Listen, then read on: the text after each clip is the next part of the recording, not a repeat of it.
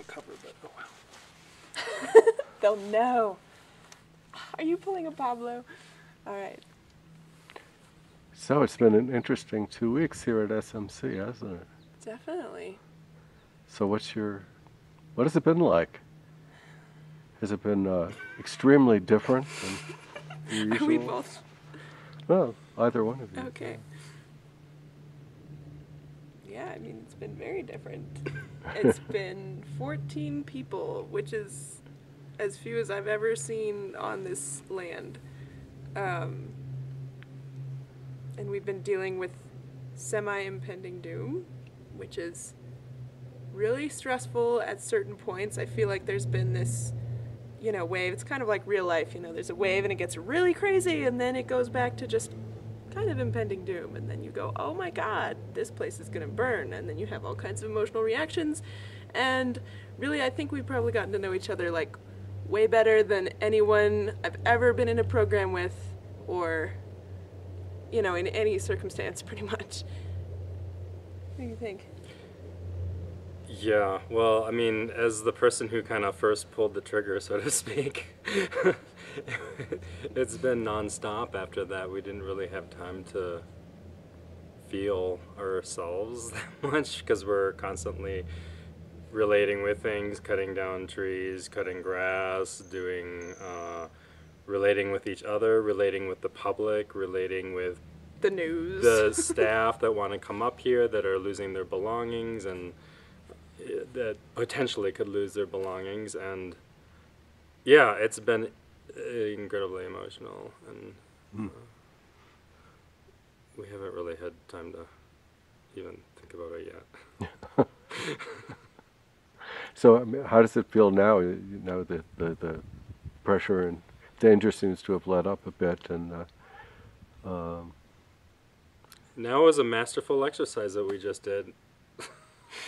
Yeah, I'm still like, I could keep talking about what happened first, like, for a while. I mean, now it feels kind of like the adrenaline is letting off a bit, and there's a sense, I mean, to me, this happened a couple times during it in the whole sine wave of craziness, where it was like, oh, okay, the fire's not coming. And then you get kind of bored and restless, and you miss people, or you're like, I'm bored of these people, because, 14, 12 of us fluctuating.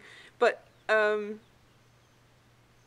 yeah, so now it's kind of tapering off a bit, but I feel like things are not back to normal, and just the next challenge is, like, how do we bring people back in and, like, expand our mandala again? Because we have this very particular container that we're working with, and I really feel like my Kosling training has been what has made this all possible for me to relate with, at all. Like, I mean, going to encampment, going to sun camp, definitely going to sun camp, meant it was like, oh, okay. I mean, my brain just kind of switched into, like, that mode. And, the first day when everybody, like, they pulled everyone into a meeting and said, we're evacuating, and so there's this immediate, like, situation brain that takes over, and it's like, all right, just tell me what to do, and I will be the most useful I can, because, of course, like, this place, inspires, like, the most dedication of pretty much anything in my life, and it's, like, direct threat or, cause for concern for this place. I was just, like, in pretty much Kosling mode for 2 weeks, and in a more real way than I've ever done. So, that Wednesday afternoon, like, after that meeting, everyone's running around, and it was really chaotic, and Zane was just like, make some food, I don't know. I was like, all right, so trail mix in case we have to be on the go, and I'm going to do this and that, and I just immediately was like, okay, what are all the possible scenarios, and I will make food for them. And it was good, because I knew how to do that. It was so I just fell into this role, which is like 5 steps above what I've been doing all year, and that was exciting. It's been stressful. I've done my best, And Zane, for you, what was it like? I mean, just I imagine just trying to get the parameters of what needed to be done and all that must have been quite challenging. I mean, we had people that have worked with this sort of thing before on the fire department, so we had some idea of what needed to happen. But a lot of it was guesswork, and a lot of it was just getting feedback from other people sometimes too much feedback. um, and that there was certain things that needed to be done, and then it was just trying to keep everything in place and trying to not get people burnt out. And communicate, which she's been doing a lot of with the outside work. Yeah. So I'm just kind of curious, what happened with the foam thing? The foam thing, from what I've heard, I don't know, actually. I heard it wasn't up to par. So you investigated that for a while, and then I didn't, but other like Austin and Were you thinking about like spraying that foam on the buildings? Oh. no, on the stupa. Yeah. So, tell me about this idea of where you go into the building and stay there until the fire passes and then come out. That's called shelter in place, and it's kind of actually somewhat terrifying if you think about it. But the idea is that if our evacuation route is closed off, then we go into a building which should be able to resist against fire initially, and the fire wave goes through. People go in, you seal the doors, you seal all the windows, and you remove things from the windows. So we removed all the screens from the windows, so if there is fire against the window, the radiant heat isn't going to make it catch fire. And so it's just a matter of getting people inside and protected, and then keep them calm. And the fire goes through, and then the firefighters go out once the major fire goes and hose off the building, that sort of thing.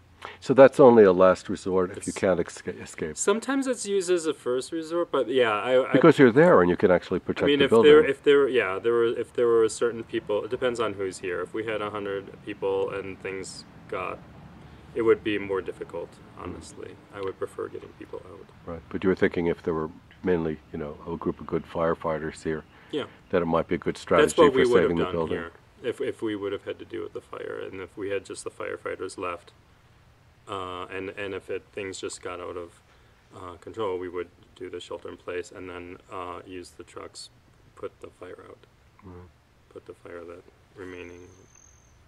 So maybe if each of you had some kind of story from the past week that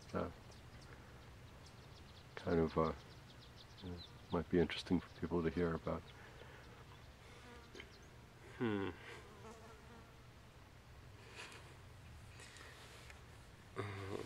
It's hard to think of like a specific story. It's kind of like all of it, and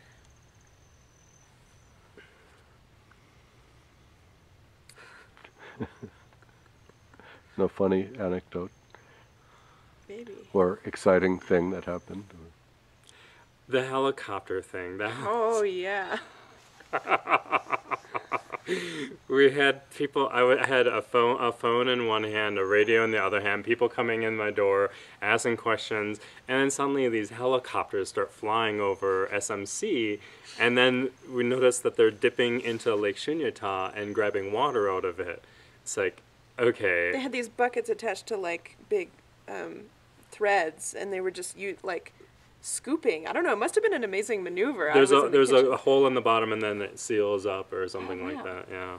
Or, some people said that some of them tilted, but yeah.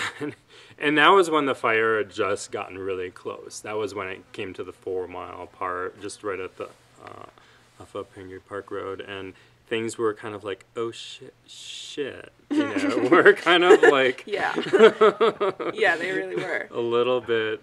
That was the time where we got nervous and thought, I'm sorry, we can't deal with things outside of here right now. It sounded like a war zone. Helicopters kept on coming and taking water out of Lake Shunyata, throwing them into the fire. That's usually what that means. When they start taking resources by your place, by here, that means the fire is really close. Yeah. Well, when I heard it had solidly jumped the Pooter and it was like 3 miles away. I heard both of those kind of conjoined. It turns out that they were separate, yeah.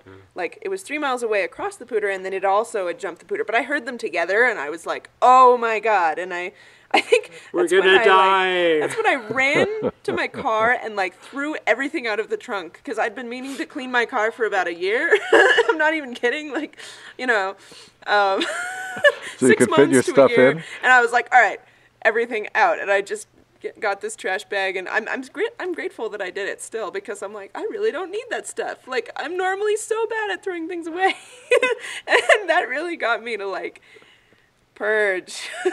Like, what do I really need to fit in this trunk? That's, I guess, the funniest it gets. Yeah. Yeah. Okay, great.